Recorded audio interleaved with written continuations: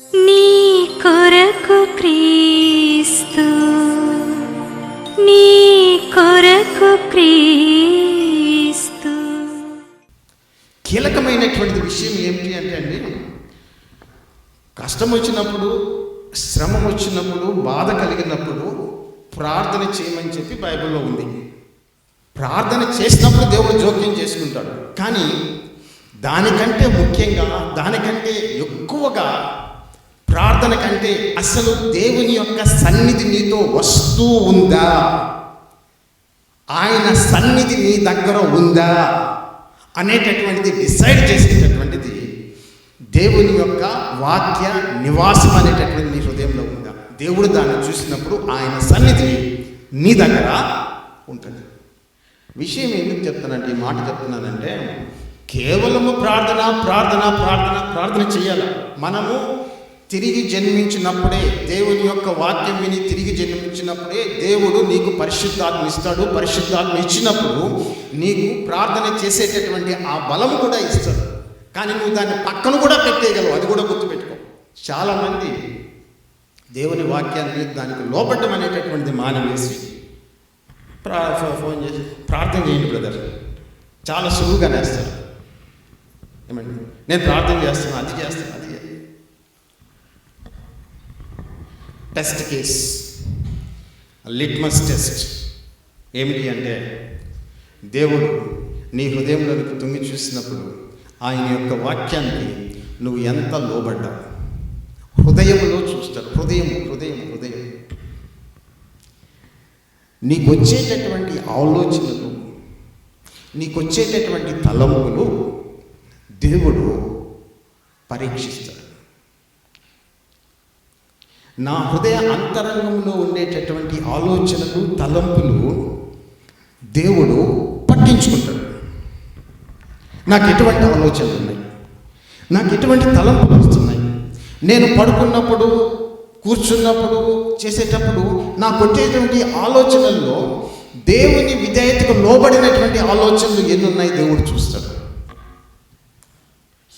చూడండి, నేను పైకి ఈ విధంగా ఉండి దేవుని యొక్క వాక్యాన్ని నేను చెప్పచ్చు, బహిరంగంగా ప్రార్థన చేయొచ్చు, అన్నీ చేయొచ్చు. కానీ హృదయ అంతరంగంలో నా ఆలోచనలు, తలంపులు దేవునికి పూర్తిగా విరుద్ధంగా పాపముతో నిండి పాపాన్ని కోరుకుంటూ ఉండేటటువంటి ఆలోచనలతోటి నా హృదయం నిండి ఉండొచ్చు. బయటికి ఈ విధంగా, లోపల ఆ విధంగా. వారి దగ్గర క్రైస్తవులు అని పిలుచుకున్న దేవుని యొక్క సన్నిధి అనేటటువంటిది వారి దగ్గర ఉండదు. దేవుని యొక్క సన్నిధి వారి దగ్గర ఉండదు. ఇందాక మనం చూసినటువంటి వాక్య భాగంలో గమనించినటువంటి విషయం ఏమిటి అంటేనండి, దానియేలు ఆయన ముగ్గురు స్నేహితులు అప్పుడే దేశంలో నుంచి చెరపట్టి ఈ దేశంలోనికి తీసుకొని రాబడ్డారు. కుటుంబం లేదు, తల్లిదండ్రుల దగ్గర లేరు, అక్క చెల్లెలు దగ్గర లేరు, అన్నదమ్ములకు దగ్గర లేరు, బంధువులు ఎవ్వరు దగ్గర లేరు. కేవలము వీళ్ళు మాత్రమే ఒక దూర దేశంలో చెరపట్టబడినటువంటి బిడ్డలుగా, చెరపట్టబడినటువంటి వాళ్ళుగా, సెకండ్ క్లాస్ సిటిజన్స్గా, అంటే 2వ తరగతి, కొంచెం తక్కువ స్థాయిలో వాళ్ళు ఉండి రాజు యొక్క అధికారంలో వాళ్ళు నిలబడి ఉన్నారు. వాళ్ళకు ఒక ఆలోచన వచ్చిండొచ్చు. ఏంటి అంటే, మేము ఆరాధించేటటువంటి యెహోవా దేవుడు ఈ బబులోను రాజు యొక్క శక్తి నుంచి, ఈ బబులోను రాజు ఆరాధించేటటువంటి దేవుడు ఆ కాలంలో ఎట్లుండేదని నేను ఒక మాట చెప్తాను దాన్ని చెప్పకముందు. ఏంటి అంటే, ఒక రాజ్యం ఇంకొక రాజ్యం మీద గెలిచింది అంటే ప్రజలు తర్వాత వచ్చే రాజులు ఏ విధంగా ఆలోచించేవాళ్ళు అంటే, ఈ దేశము ఆరాధించేటటువంటి దేవుడు దేవత గొప్పది కాబట్టే విజయం వచ్చింది, మన దేవత మన దేవుడు బలహీనుడు కాబట్టే ఓడిపోయాము అనేటటువంటి భావంలో విస్తారంగా ఉండేటటువంటి దానియేలు ఆయన ముగ్గురు స్నేహితులు బబులోను రాజు చేత ఓడింపబడి దేశమంతా నాశనం చేయబడి అక్కడికి వచ్చినప్పుడు ఈ యవనస్తుల ఆలోచనలు తలంపులు ఏ విధంగా ఉండాలా? ఎందుకు యెహోవా దేవుడు మమ్మల్ని కాపాడలేకపోయాడు? ఎందుకు యెహోవా దేవుడు బబులోను రాజ్యం నుంచి మమ్మల్ని విడిపించలేదు అనేటటువంటి ఆలోచన రావడం సహజమే కదా. ఇర్మియా ప్రవక్త ప్రవచించాడు, అయ్యా వస్తాడు, మిమ్మల్ని తీసుకొని వెళ్తాడు, మీరు చెరపట్టబడతారు, ఇవన్నీ కూడా ఉన్నాయి. కానీ యవనస్తులుగా ఎందుకు దేవుడు మమ్మల్ని రక్షించలేదు? మా కుటుంబాలు ఈ విధంగా ఎందుకు చెరపట్టబడ్డాయి? మా ఆస్తులు ఈ విధంగా ఎందుకు నాశనం అయిపోయాయి? మాకెందుకు ఈ పరిస్థితి వచ్చింది అనేటటువంటి భావం వస్తుంది కదా. అటువంటి పరిస్థితుల్లో దానియేలు యొక్క ముగ్గురు స్నేహితులు చూడండి, కష్ట పరిస్థితుల్లో, శ్రమ వచ్చినప్పుడు, దుఃఖము కలిగినప్పుడు, పరిస్థితులు వ్యతిరేకంగా ఉన్నప్పుడు దేవుడు లేడు అనేటటువంటి పరిస్థితులు వాళ్ళకి ఆ విధంగా కనిపిస్తున్నాయి. అటువంటి పరిస్థితుల్లో దేవుని యొక్క వాక్యములో ఒక చిన్న భాగాన్ని పట్టుకొని దీన్ని మేము ఆచరిస్తాము అని నిర్ణయం చేసుకున్నారు. సంతోషంగా ఉండేటప్పుడు, పరిస్థితులు అన్నీ చక్కగా జరిగేటప్పుడు దేవుని యొక్క మాటల్ని లక్ష్య పెట్టడము, పోవడము, రావడము, మాటలు చెప్పడము చాలా సులువు. శ్రమలో ఉన్నప్పుడు, పరిస్థితులు వ్యతిరేకంగా ఉన్నప్పుడు, నీకు అనుకున్నటువంటిది ఏది జరగకుండా పోయినప్పుడు, నష్టం వచ్చినప్పుడు, బాధ వచ్చినప్పుడు దేవుని యొక్క వాక్యాన్ని చదవడము కష్టం, ధ్యానించడం కష్టం, దానికి లోబడ్డము కష్టం మామూలుగా. కానీ ఈ ముగ్గురు యవనస్తులు దేవుని వాక్యాన్ని ఆ కష్ట పరిస్థితుల్లో, ప్రతికూల పరిస్థితుల్లో దేవుని యొక్క వాక్యాన్ని చదవడమే కాదు, దాన్ని పట్టుకోవడమే కాదు, దాని ప్రకారము ప్రవర్తనని మలుచుకునే దానికి వాళ్ళు డిసైడ్ చేశారండి. కాబట్టి నీ విశ్వాసం అనేటటువంటి దాన్ని దేవుడు పరీక్షించినప్పుడు, నీకు విశ్వాసము ఉందో లేదా అని చెప్పి దేవుడు డిసైడ్ చేసేటప్పుడు ఆయన చూసేటటువంటిది ఏమిటి అంటే, నీ హృదయంలో ఎంత వాక్యము పెట్టుకొని దాని ప్రకారము నీ ప్రవర్తన మలచబడింది, ఎంతగా దానికి విధేయత చూపిస్తూ ఉన్నావు అనేటటువంటిది దేవుడు చూస్తాడు. అది ఫెయిత్. ఆ కష్ట పరిస్థితుల్లో దేవుణ్ణి విడిచిపెట్టలేదు, దేవుణ్ణి నేను వెంబడిస్తున్నాను, యేసుని వెంబడిస్తున్నాను అంటే దాని అర్థం ఏంటండి? యేసుని నేను వెంబడిస్తున్నాను, దేవుణ్ణి నేను వెంబడిస్తున్నాను, దేవుణ్ణి నమ్ముతున్నాను, నమ్ముకున్నానంటే అర్థం ఏంటి? మన దగ్గర ఏమైనా బొమ్మలు ఉన్నాయండి, విగ్రహాలు ఏమైనా ఉన్నాయా? లేవు. అయితే ఏం చేస్తారు? అక్కడ పోయి దాని ముందు చూసేసి, దానికి ముందు మొక్కేసి, కానుకలు ఇచ్చేసి, దాన్ని చూసేసి నాకు నమ్మకం ఉందని చెప్పి వస్తారు. మన దగ్గర అటువంటివి ఏమీ లేవు కదా. మరి మనము దేవుణ్ణి నమ్మడము, దేవుడి మీద విశ్వాసం ఉంచడము, దేవుణ్ణి వెంబడించడము అంటే దాని అర్థం ఏంటి? దాని అర్థం ఏంటి అంటే దేవుని యొక్క వాక్యాన్ని నీ హృదయంలో పెట్టుకుని దానికి లోబడి జీవించడమే నీ యొక్క విశ్వాసం. కాబట్టి దేవుని యొక్క వాక్యానికి లోబడకుండా, దాన్ని చేయకుండా నేను క్రైస్తవుడిని, నేను క్రైస్తవురాలిని, మా తాతగారు క్రైస్తవుడు, మా అమ్మగారు క్రైస్తవుడు, నేను కూడా క్రైస్తవుడు, కుదరదు. నీ వ్యక్తిగత విశ్వాసాన్ని దేవుడు చూస్తాడు. దేవుడు ఎందుకు అంత అద్భుతంగా జోక్యం చేసుకున్నాడు? కారణం ఏమిటి అంటే, రీజన్ ఏమిటి అంటే వాళ్ళు హృదయంలో దేవుణ్ణి ఘనపరిచేటటువంటి బిడ్డలు, హృదయంలో దేవుణ్ణి ఘనపరిచి మహిమపరిచేటటువంటి బిడ్డలు. మొదటి సమూయేలు గ్రంథంలో ఒక దగ్గర ఒక మాట రాయబడింది, నాకు ఆ రెఫరెన్స్ ఏమంటాడు, దేవుడు ఏమంటాడంటే సమూయేలుతో మాట్లాడేటప్పుడు, నన్ను ఘనపరచు వారిని నేను ఘనపరచు అని చెప్పి అంటాడు. ఎక్కడ ఘనపరుస్తావు నువ్వు దేవుడిని? How do you obey? నీ హృదయంలో ఉండేటటువంటి ఆలోచనలతో, నీ ఈర్ష్యతోటి, నీ అసూయతోటి, నీ మత్సరంతో, నువ్వు మాట్లాడేటటువంటి మాటల్లో, నీ తలంపుల్లో ఎట్లా దేవుడు కనపరచబడుతూ ఉన్నాడు. ఎంత చిన్న విషయాన్ని కూడా దేవుడు లెక్క చేస్తాడు తెలుసా? Even very small thing. ఎవరి మీద నీకు మత్సరం ఉంది, ఎవరి మీద నీకు అసూయ ఉంది, ఎవరితో నువ్వు జగడం వేస్తున్నావు, ఎవరితో కలహం పెట్టుకుంటున్నావు, నీ నోటి మాటలు ఎట్లా ఉన్నాయి, ఇంట్లో ఎలా ఉన్నాయి, బయట ఎట్లా ఉన్నాయి, ప్రతి ఒక్కటి దేవుడి ముందు స్పష్టంగా కనిపిస్తూ ఉంది. ప్రతి దాంట్లో దేవుడు నిన్ను గమనిస్తూ ఉన్నాడు. ఎవ్రీథింగ్ దట్ యు థింక్, నువ్వు ఆలోచనలో, నీ మాటల్లో, నీ తలంపుల్లో ప్రతి దగ్గర దేవుడు నిన్ను చూస్తూ ఉంటాడు. అక్కడ విధేయత కావాలి. That is where obedience is needed. ప్రతి దగ్గర you should be very careful. మనల్ని మనము ఈ లోకము నుంచి వేరుపరుచుకోవడం అంటే అర్థమైంది. You separate your self in your thinking. వాళ్ళ మాదిరి నువ్వు ఆలోచించు, వాళ్ళ మాదిరి నువ్వు మాట్లాడు, వాళ్ళు చేసినటువంటి పనులు నువ్వు చేయి. In everything you are separated from all their filthiness. దేవుడు దాన్ని చూస్తాడు. చిన్న విషయాన్ని ఎట్లా దేవుడు గమనిస్తాడో చిన్న ఉదాహరణ ఒకటి చెప్తాడు. అంటే ఆయన హార్ట్ అనేటటువంటిది ఎంత తొందరగా రెస్పాండ్ అవుతుంది వెన్ యూ ఒబే. అంటే నువ్వు విధేయత చూపించినప్పుడు దేవుడు నీకు ఎంత తొందరగా రెస్పాండ్ అవుతాడు. చిన్న విషయంలో దేవుని మాటలకి నువ్వు విధేయత చూపిస్తే ఎట్లా రెస్పాండ్ అవుతాడో ఒక చిన్న ఉదాహరణ చెప్తాను. ఈసారి నేను చెప్పాను అనుకుని నాకు తెలియదు.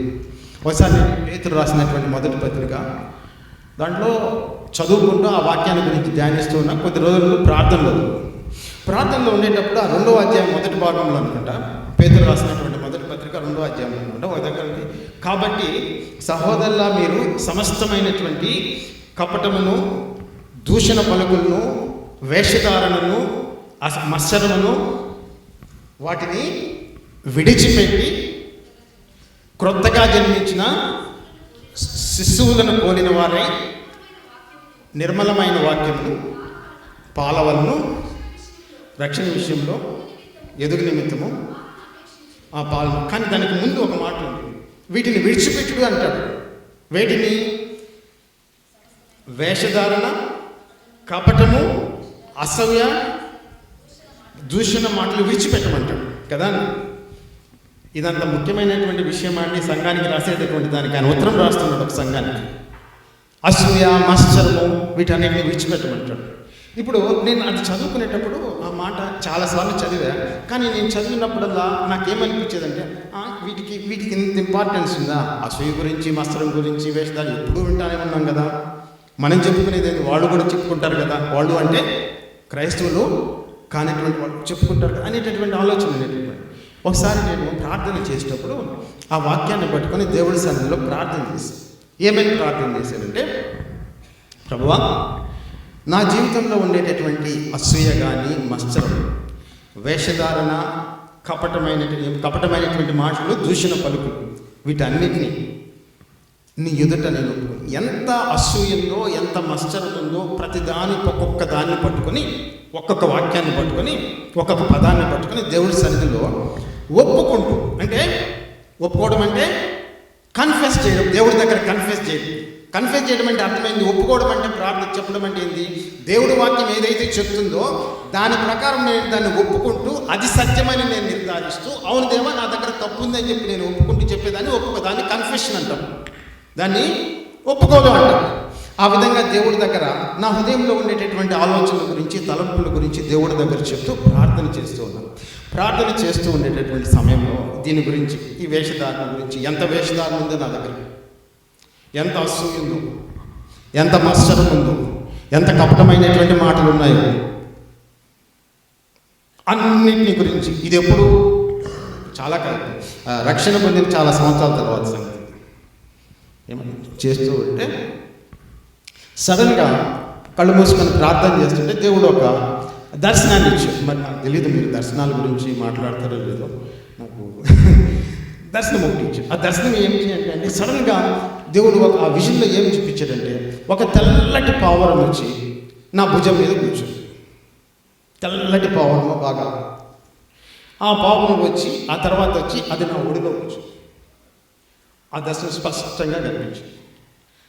ఏముంది తెల్లటి పావురం అంటే ఏముంది? బైబిల్లో రెఫరెన్స్ ఏముంది చూస్తే, తెల్లటి పావురం అనేటటువంటిది బైబిల్లో ఒక దగ్గర రాయబడింది. యేసు ప్రభు బాప్తిసం పొందినప్పుడు పరిశుద్ధాత్మ పావురము వలె ఆయన మీదకి దిగువచ్చుట కనబడదని చెప్పి రాయబడింది. అది నాకు పరిశుద్ధాత్మను పొందుకోవడము అది మొదటి అనుభవం ఏమి కాదు. కానీ ఆ దినమున దేవుడు ఆ పరిశుద్ధాత్మని పావురం రూపంలో నా మీదకి ఎందుకు అట్లా చూపించారు, ఎందుకు ఆలోచిస్తే కారణం ఏంటి అంటే, నా ప్రార్థనలో దేవుడి దగ్గర వేషధారణ గురించి, మత్సరమును గురించి, అసూయను గురించి, కపటమైనటువంటి మాటల గురించి, దూషణ పలుకుల గురించి దేవుడి దగ్గర నేను ఏం చేస్తున్నానంటే ఒప్పుకోలు చేస్తూ ఉన్నాను. ప్రార్థన చేస్తున్నా 3 రోజుల నుంచి ఉపవాసంలోనే ఉన్నానండి. అదే ఉపవాస ప్రార్థన అనుకుంటున్నాను కదా, చేస్తూ ఉన్నాను. వాటిని గురించి చెప్పినప్పుడు ఆయన అంత స్పష్టంగా ఆ దర్శనాన్ని, పరిశుద్ధాత్మ దర్శనాన్ని నాకు ఎందుకు ఇచ్చాడు, నాకు అర్థం, నాకు కొంచెము ఆలోచించాను. ఎందుకు అది అభిషేకం కాదు, ఆ పరిశుద్ధాత్మ అభిషేకం కాదు. అయితే పరిశుద్ధాత్మ వచ్చి వాళ్ళని చూసి ఎందుకు ఇచ్చారంటే, నేను ఎందుకు తర్వాత నాకు వెళ్ళింది ఏంటి అంటే, నువ్వు ఒక చిన్న విషయాన్ని పట్టుకొని నీ జీవితంలో ఉండేటటువంటి దేవుడికి వ్యతిరేకమైనటువంటి చిన్న విషయము, వాక్యానికి వ్యతిరేకంగా ఉండేటటువంటిది ఒక చిన్న విషయాన్ని పట్టుకొని దేవుడి దగ్గర నువ్వు దాన్ని ఒప్పుకొని, దేవా నాకు ఈ వాక్యం ప్రకారం నడిచేదానికి సహాయం చేయి, నాకు ఈ లోపం ఉంది, ఈ దోషం ఉంది, ఈ పాపం ఉందని చెప్పినప్పుడు దేవుడు ఎంత రెస్పాండ్ అవుతాడు. How quickly he answers and he responds, ఇమ్మీడియట్గా రెస్పాండ్ అవుతాడు.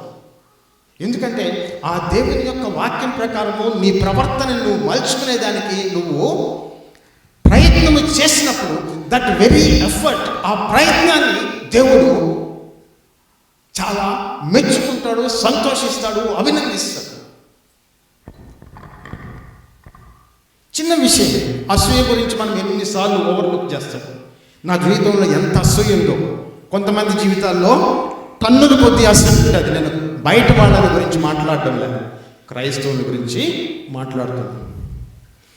కపటమే దూషణ పలుకులు ఎంతమంది దగ్గర ఉంటాయి? ఇళ్లలో బయటపడతాయి, బయటపడి చర్చిల్లో బయటపడతాయి, కొన్ని దగ్గరలో అయితే చర్చిల్లో కూడా బయటపడతారండి, అది వేరే విషయం. సో ఇవన్నీ కూడా దేవుడు చూస్తాడండి. నీకు దేవుని సన్నిధి కావాలంటే చిన్న విషయంలో కూడా దేవునికి విధేయత చూపించు. ఇప్పుడు ఇంకొక విషయానికి వస్తాం. ఏంటి అంటే, దేవుని యొక్క వాక్యం నీకు తెలియకపోతే, నువ్వు చదవకపోతే, వినకపోతే, నీకు ఆయనకి ఏది ఇష్టమో ఏది ఇష్టం కాదో నీకు ఎట్లా తెలుస్తుంది? ఎట్లా తెలుస్తుంది? దేవుని యొక్క చిత్తం, ఆయనకి ఏది ఇష్టమో ఏది ఇష్టం కాదో దేవుని యొక్క వాక్యం చదవకపోతే, వినకపోతే, చెప్పినప్పుడు వినకపోతే, చెప్పేటటువంటి వాళ్ళు నీకు చదువు రాకపోతే వినొచ్చు, దాన్ని అది వేరే విషయం. వినకపోతే నీకు ఎట్లా తెలుస్తుంది? కాబట్టి రెండో విషయానికి వస్తాం. నువ్వు ఆయనకి ఇష్టడు అయి ఉండాలంటే, ఆయన సన్నిధి నీ దగ్గరికి రావాలంటే, దేవుని యొక్క వాక్యం అనేటటువంటి దాన్ని నువ్వు తెలుసుకుని ఉండాలా. అది నువ్వు ఎక్కడ తెలుసుకుంటావంటే, ఈ గ్రంథంలో తెలుసుకుంటావు, ఇదిగో ఈ సంఘంలో తెలుసుకుంటావు, ఇదిగో నీ సేవకుల ద్వారా, మీ యొక్క అభిషిక్తులైనటువంటి పాస్టర్ల ద్వారా, వాళ్ళ ద్వారా నువ్వు ఆ దేవుని యొక్క వాక్యాన్ని గురించి, చిత్తాన్ని గురించి నువ్వు తెలుసుకుంటావు. దాన్ని నువ్వు షట్ డౌన్ చేసేసావు అంటే సంఘానికి నువ్వు రాలేదు, దేవుని వాక్యం వినేదానికి నువ్వు రాలేదు. నీకు దేవుని యొక్క వాక్యం ఎట్లా తెలుస్తుంది? ఏది కుడివైపు పోవాలా, ఎడం వైపు పోవాలా నీకు ఎట్లా తెలుస్తుంది? ఆ విధేయత నీలో ఉన్నప్పుడు గుర్తుపెట్టుకో, దేవుడు నీ జీవితంలో పని చేస్తూ ఉన్నాడు. He is working in your circumstances. నువ్వు ఎటువంటి కష్టంలో పోతున్నావో, నువ్వు ఎటువంటి ఇరుకులో పోతున్నావో, దేవుడు ఆ పరిస్థితుల్లో నీ పక్షంగా పని చేస్తూ ఉన్నాడు అని చెప్పి గుర్తుపెట్టుకో. మనకుండేటటువంటి టెండెన్సీ చాలా కాలం క్రైస్తవులుగా ఉండేది, ఎక్కువసేపు ప్రార్థన చేస్తే దేవుడి యొక్క సన్నిధి వచ్చేస్తుంది. అది కరెక్టే, కొంతవరకు కరెక్టే, కానీ that may not be correct always. ఏమన్నాడు యేసు ప్రభు ఆమెతో ఆమె ఏమనిందంటే, ఒక సెంటిమెంట్ పెట్టింది ఆమె. ఎవరామె? ఆ గుంపులో ఉండేటటువంటి ఆమె. ఏమని చెప్పింది? నిన్ను కనిన గర్భము, నువ్వు పుడిచిన స్థనములు ధన్యములైనవి అని చెప్పి ఒక మాట నింది. ఒప్పుకున్నాడు యేసు ప్రభు, కరెక్టే, దాన్ని ఏమి డినై చేయలేదు. కానీ గ్రేటర్ బ్లెస్సింగ్ గురించి, ఇంకా మంచి ఆశీర్వాదాల గురించి ఆయన చెప్పాడు. అయితే దేవుని యొక్క వాక్యము విని దాని చొప్పున చేయవారు మరి ఇంకా ఎక్కువను ధన్యులు అని చెప్పి ఈ దేవుని యొక్క వాక్యాన్ని చాలా ఎలివేట్ చేశాడు, పైకి ఎత్తేసాడు ఆయన. మా అమ్మగారు ధన్యురాలే కాదని చెప్పి నేను చెప్పడం లేదు, కానీ ఆ ధన్యత కంటే నా వాక్యం విని దాని చొప్పున చేయవాడు వాడి లెవెల్ ఆఫ్ బ్లెస్సింగ్నెస్ అనేటటువంటిది చాలా ఎక్కువగా ఉంటుంది. వాడి లెవెల్ ఆఫ్ బ్లెస్సింగ్నెస్ అనేటటువంటిది ఎక్కువగా ఉంటుంది. ఎందుకు? ఆ దేవుని యొక్క వాక్యం విని దాన్ని నువ్వు పట్టుకున్నప్పుడు దేవుని యొక్క సన్నిధి నీ దగ్గరకు వస్తుంది. God's presence will come down on you. ప్రార్థన చేసినప్పుడు జవాబులు త్వరగా వస్తాయి. ప్రార్థన చేసినప్పుడు జవాబులు త్వరగా వస్తాయి. కొన్నిసార్లు నువ్వు ప్రార్థన చేయకముందే దేవుడు నీ కోసం ఏర్పాటు చేసినటువంటి దాన్ని నీకు బయలుపరుస్తాడు. నువ్వు ప్రార్థన చేయకముందే, ఇంకా దాని గురించి నువ్వు అడగకముందే, అసలు నీ ఆలోచనలో కూడా రాకముందే దేవుడు నీకు ఏర్పాటు చేసినటువంటి దాన్ని బయలుపరుస్తాడు. అంత కేర్ తీసుకుంటాడు దేవుడు. అది చెప్పేటటువంటిది. ఎప్పుడు? దేవుని యొక్క మాటలను విని. చూడండి, దేశం కాని దేశం, ఆలయం లేదు, కానుకలు లేవు, అర్పణలు లేవు, బలులు లేవు, యాజకులు లేవు, ఏమీ లేవు. దేవుని యొక్క ప్రజెన్స్ ఆ రకంగా దిగొచ్చేసిందండి. ఆయన ఆ అగ్ని గుండములో తనను వెంబడించి తనను ప్రేమించేటటువంటి బిడ్డలతో ఆ అగ్నిగుండంలో ఆయన కూడా నడుస్తూ ఉన్నాడు. అది విశ్వాసం. దేవుని యొక్క విశ్వాసత అది. ఒకవేళ వాళ్ళు ఏమన్నారంటే, రక్షింపకపడకపోయినా మాకేం ప్రాబ్లం లేదు, కానీ మేము మాత్రము ఈ అబద్ధపు ఈ విగ్రహాన్ని ఆరాధన మేము ఒప్పుకోం. చూడండి, ఇప్పుడు మీకు 2 ప్రశ్నలు అడుగుతాను. ఈ మాట వాళ్ళు నెబుకద్నెజరు రాజుతో చెప్పినప్పుడు ఏ మాటని వాళ్ళు ఎత్తుపట్టుకుంటున్నారు చెప్తారా మీరు? దేవుడు ఇచ్చిన ఆజ్ఞ ఏంటంటే, ఆ స్పెసిఫిక్ ఆజ్ఞ ఏంటి? దేవుడు ఇశ్రాయేలుని ఐగుప్తు దేశం నుంచి తీసుకుని వచ్చిన తర్వాత సీనాయి పర్వతం దగ్గర వాళ్ళకి ఏమి ఇచ్చాడంటే, నిబంధన ఇచ్చాడు, 10 ఆజ్ఞలు ఇచ్చాడు, ప్రత్యక్ష గుడారాన్ని ఇచ్చాడు. అప్పుడు వాళ్ళతో 10 ఆజ్ఞలు ఇచ్చినప్పుడు ఏమన్నాడంటే, నేను తప్ప నీకు వేరొక దేవుడు ఉండకూడదు. No other god. I am the lord who brought you out of Egypt. You shall not worship any other god అని చెప్పి దేవుడు ఆజ్ఞించాడు. అది వాళ్ళు విధేయత చూపించేటటువంటిది. వాళ్ళు విధేయత చూపించేటటువంటిది అది. చూడండి ఎంత స్పెసిఫిక్గా వాళ్ళు ఫాలో అవుతున్నారు. వాళ్ళకి వాక్యం తెలియకపోతే వాళ్ళు ఫాలో అయి ఉన్నారు. మాట అడుగుతారు, 16-17 సంవత్సరాలకి ఎంత ఎక్స్పెక్ట్ చేస్తావు వాళ్ళ దగ్గర నాలెడ్జ్ ఉంది. కానీ వాళ్ళ దగ్గర ఆ నాలెడ్జ్ అనేటటువంటిది, దేవుని గురించినటువంటి జ్ఞానం అనేటటువంటిది వాళ్ళ దగ్గర ఉంది. అందువల్ల వాళ్ళు ఆ దినమున నిలబడగలిగారు. కాబట్టి నీ జీవితంలో తెలుసుకోవాల్సినటువంటి విషయం ఏంటి అంటే, దేవుని యొక్క జ్ఞానాన్ని సంపాదించుకునే దానికి సమయాన్ని వెచ్చించు. దేవుని యొక్క జ్ఞానము, అపోస్తలుడైనటువంటి పౌలు ఒక దగ్గర ప్రార్థన చేస్తాడు, that they may grow in the knowledge of God and in all spiritual wisdom, that they may grow in the knowledge and will of God. ఎవరి కోసం ప్రార్థన చేస్తాడు? విశ్వాసం కోసం ప్రార్థన చేస్తాడు. నువ్వు దేవుని గురించినటువంటి జ్ఞానము, ఆయన వ్యక్తిత్వం ఏంటి, ఆయన తత్వం ఏంటి, ఆయన స్వభావం ఏంటి అనేటటువంటి దాని విషయంలో నువ్వు జ్ఞానాన్ని సంపాదించుకోవాలి. అది ఇక్కడ దొరుకుతుంది.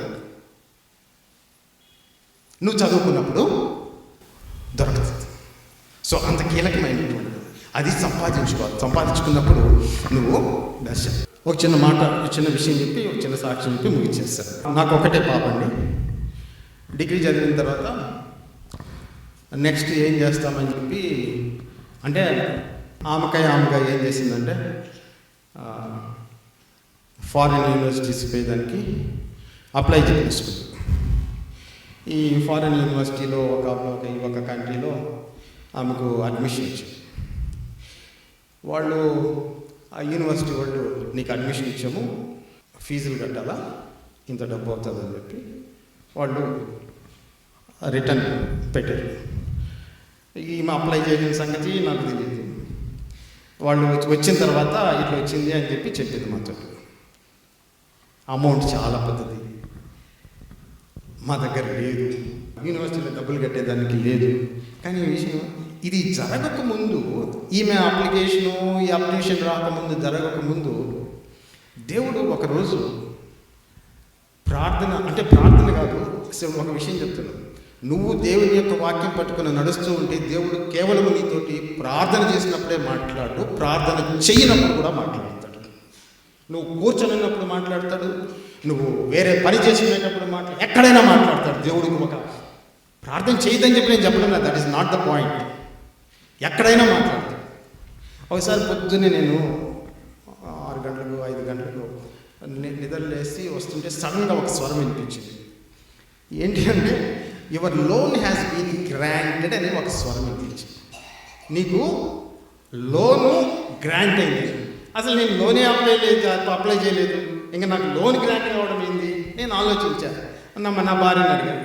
నా భార్యని అడిగితే నేను కూడా అప్లై చేయలేదు, నేను అప్లై చేయలేదు. నీకు లోన్ ఈమె అప్లై చేసిన తర్వాత, ఈమె సీట్ వచ్చిన తర్వాత అప్పుడు పరిగెత్తాం బ్యాంకుల దగ్గరికి. అయ్యా మాకు లోన్ కావాలా, అయ్యా మాకు లోన్ కావాలా. అందరు బ్యాంకులు ఎవరు లేదండి. చివరికి అంతా తిరిగిన తర్వాత ఒక్క బ్యాంక్ మాత్రము ఒక మెసేజ్ పెట్టింది మాకు, your loan has been granted. Your loan has been granted. ఏమండి, నేను ఆయనకు లోన్ ఇవ్వమని చెప్పి నేను ప్రార్థన చేసింది లేదు, అడిగింది లేదు, చెప్పింది లేదు, ఏమీ లేదు. ఈమె అప్లై చేయకముందు మా పరిస్థితి ఇట్లా వస్తుందని దేవుడికి తెలుసు. ఎందుకు చెప్తున్నానంటే, దేవుడు మనకి ఎట్లుంటా అంటే, యెషయా గ్రంథంలో ఒక దగ్గర ఏమంటా అంటే, వారు ప్రార్థించుచుండగా నేను ఉత్తరం ఇచ్చేదను, వారు వేడుకొనక మునిపే నేను వారికి జవాబిచ్చేది నుంచి 2 రకాలుగా రాస్తాడు, 2 టైప్స్లో రాస్తాడు. While they are still speaking I will answer, before they call I will answer. వేడుకొనక మునిపే ఉత్తరం ఇస్తాను, వాళ్ళు వేడుకొనిచుండగా ఉత్తరం ఇస్తాను అంటాడు. ఎక్కడ? యెషయా గ్రంథంలో. నాకు ఆ రెఫరెన్స్ కరెక్ట్గా నంబర్ తెలియదు. నేను అడిగింది లేదు, చేసింది లేదు, పెట్టింది లేదు. దేవుడు ఆ బిడ్డ పోకముందే టక్కని లోను ఆయన రెడీ చేసి పెట్టాడు. ఎందుకు చెప్తున్నానంటే, మనము వెంబడించేటటువంటి దేవుడు, మనము ఆరాధించేటటువంటి దేవుడు, మనం నమ్ముకున్నటువంటి దేవుడు, నీ కోసం నా కోసం రక్తం పెట్టినటువంటి యేసు, ఆయన నమ్మదగినటువంటి దేవుడు, ఆయనకి అన్నీ తెలిసినటువంటి దేవుడు. మన అలవాటు ఎట్లుంటుందంటే, ప్రార్థనలో మనము రిపీటెడ్గా ఒకదాన్ని అడుగుతాం. అడగడంలో తప్పు లేదండి, ఐఎమ్ నాట్, దాన్ని ఏం చేయడం తప్పు అని చెప్పి నేను చెప్పాను. యేసుప్రభువే చెప్పాడు, అడుగుడి మీకు ఇవ్వమని చెప్పాడు. కానీ దానికంటే ముందుగా ఆయనకి తెలుసు what is going to come. నీ జీవితంలో ఏమి రాబోతుంది అనేటటువంటిది దేవుడికి తెలుసు. హీ నోస్ భూత వర్తమాన భవిష్యత్తు కాలంలో ఉండేటటువంటి దేవుడు ఆయన. కానీ నువ్వు చేయవలసినటువంటిది ఏమిటి అంటే, ప్రార్థన చేయి, మాటికి అడుగు, ప్రార్థన ప్రాబ్లం. కానీ అన్నిటికంటే ముఖ్యంగా నువ్వు ఆ దేవునితో నడుస్తున్నావా లేదా? Are you walking with that god? ఆయన వాక్యం పట్టుకొని ఉన్నావా లేదా? ఆ వాక్యానికి నీ హృదయంలో చోటు ఉందా లేదా? దానికి విధేయత చూపిస్తున్నావా లేదా? అది crucial thing, that is the key thing. దేవుడు మిమ్మల్ని ఆశీర్వదించాలని చెప్పి